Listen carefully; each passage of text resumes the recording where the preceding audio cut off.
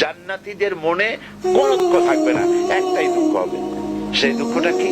সেই দুঃখটা হবে জান্নাতীরা মনে মনে চিন্তা করবে, আরে অমুক সময় খামোকা বসেছিলাম, তখন যদি আল্লাহর জিকির করতাম তাহলে জান্নাতে আরো নিয়ামত পাইতাম।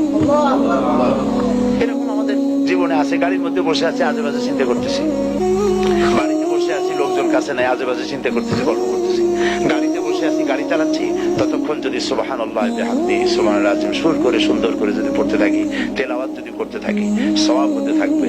আর এগুলি আমলনামা ভারী হবে কিয়ামতের দিন। জান্নাতের অনেক নিয়ামতের